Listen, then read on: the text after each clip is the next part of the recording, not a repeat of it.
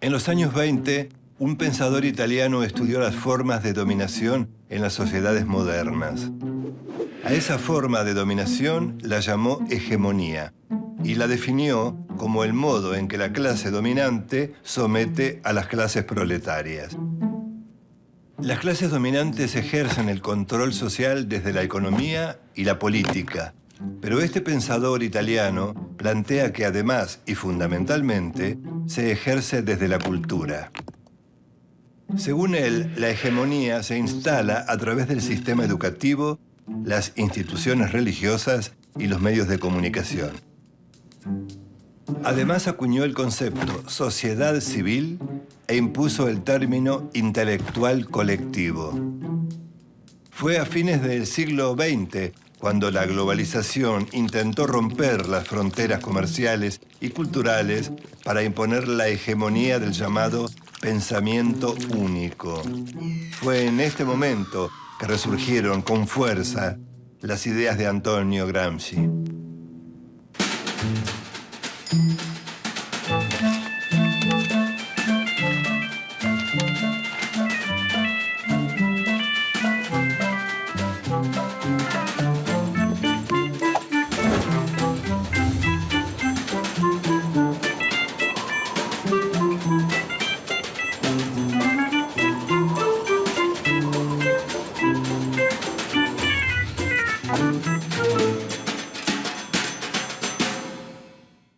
El pensamiento de Gramsci se convirtió en una herramienta fundamental para todos esos movimientos que rechazaban la globalización del capitalismo.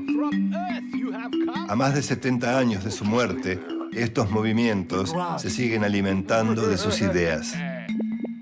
Antonio Gramsci nació el 22 de enero de 1891 en la isla de Cerdeña, al sur de Italia. Durante su adolescencia se instaló en Turín, donde se afilió al Partido Socialista Italiano. Ingresó a la universidad, pero dejó sus estudios y se dedicó al periodismo, donde se destacó por su lucidez intelectual. Cuando en 1917 estalló la Revolución Rusa, Gramsci la apoyó con entusiasmo e incluso viajó a la Unión Soviética, donde fue testigo privilegiado de la instauración del comunismo. La revolución bolchevique se apoyó en organizaciones de obreros y campesinos llamadas Soviet. Gramsci intentó aplicar en Italia el modelo soviético, uniendo el obrero industrial del norte con el campesino del sur. Para llevar a la acción su pensamiento, ingresó a trabajar en la fábrica Fiat, en Turín. Con la participación de trabajadores socialistas y anarquistas, creó en la empresa automotriz los consejos de fábrica, siguiendo el modelo de los soviets rusos. Los consejos de fábrica fueron órganos políticos cuyo objetivo máximo era lograr la revolución proletaria. Entre 1919 y 1920, la agitación obrera llegó a su máximo apogeo. Una sucesión de huelgas y protestas contra las patronales configuraron lo que se llamó el Bienio Rojo. Como consecuencia, las empresas prohibieron los consejos de fábrica.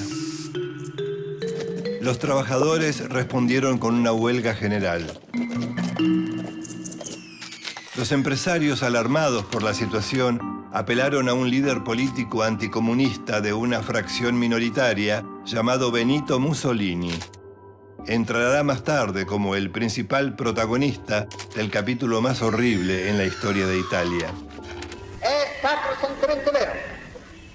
Io mi preoccupo tutti i giorni, dalla mattina alla sera, lavorando senza contare le ore di lavoro, mi preoccupo di dare il massimo lavoro possibile a tutti gli operai italiani.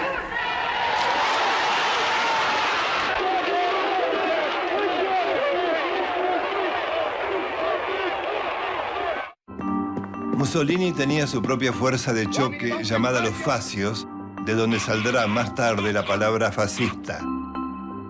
Con sus camisas negras había participado en numerosos episodios de violencia y agresión contra sus adversarios políticos, especialmente socialistas y comunistas. Mussolini sometió por la fuerza a los líderes de izquierda. A partir de estos episodios, las arengas revolucionarias de Gramsci se hicieron más extremas. En noviembre de 1925 fue detenido, luego juzgado y condenado a 20 años de cárcel. Los cargos fueron actividad conspirativa, apología del delito e incitación al odio de clase. El fiscal fascista que lo condenó lo resumió en la frase: debemos impedir funcionar a este cerebro. Ese era el objetivo. Nunca lo lograron. A partir de ese momento se transformó en uno de los presos políticos más célebres de la historia.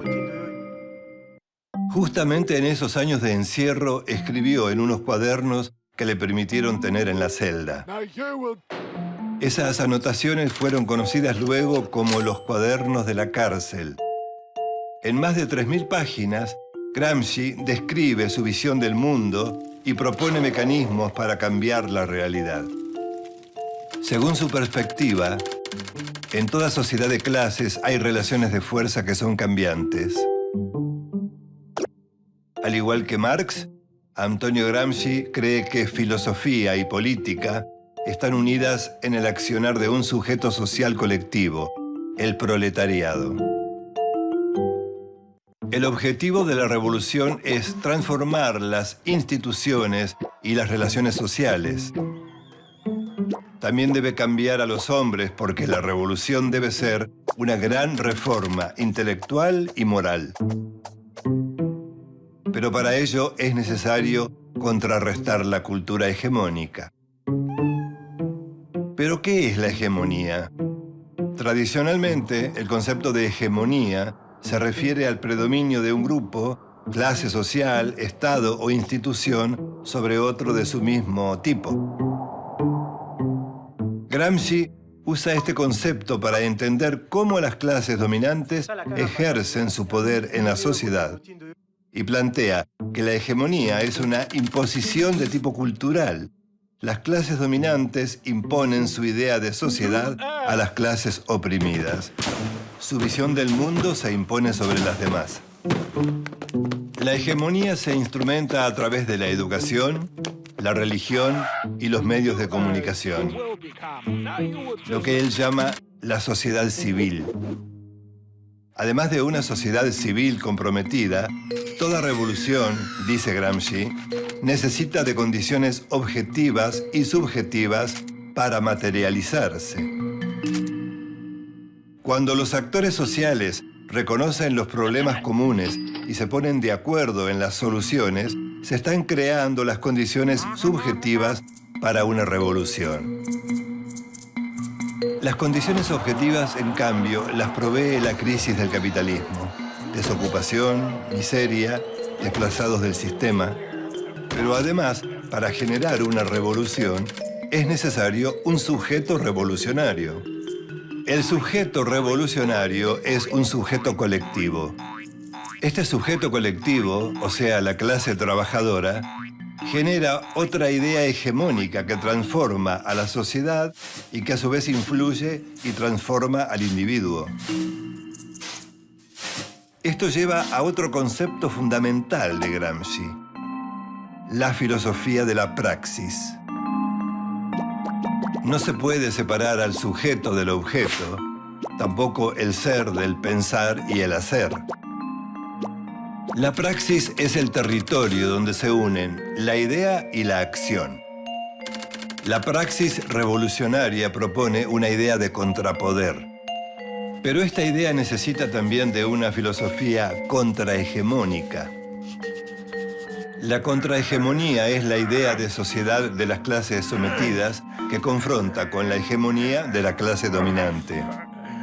Para la filosofía de la praxis, de todas las formas de práctica, la más alta es la revolución. Por eso el marxismo es una filosofía de la revolución. Antonio Gramsci murió luego de una larga enfermedad El 27 de abril de 1937, con tan solo 46 años. Los 32 cuadernos de la cárcel contienen reflexiones y apuntes elaborados durante su reclusión. Es un testimonio lúcido y duradero que aún sobrevive en los múltiples movimientos de resistencia político-culturales en todo el mundo. A finales del siglo XX, las manifestaciones contra la globalización capitalista vieron emerger a la sociedad civil y sus ideas contrahegemónicas. Sindicatos, trabajadores desocupados, estudiantes, campesinos, indígenas, feministas, ecologistas y minorías sexuales. Estos movimientos, cada uno con sus reivindicaciones, son continuadores del pensamiento de Antonio Gramsci. Gramsci propuso actuar con el optimismo de la voluntad, porque el socialismo es esperanza. Su vida y su lucha están marcadas por su férrea convicción de que el mundo es como es, pero que también puede ser de otra manera. Y esa es la misión: cambiarlo.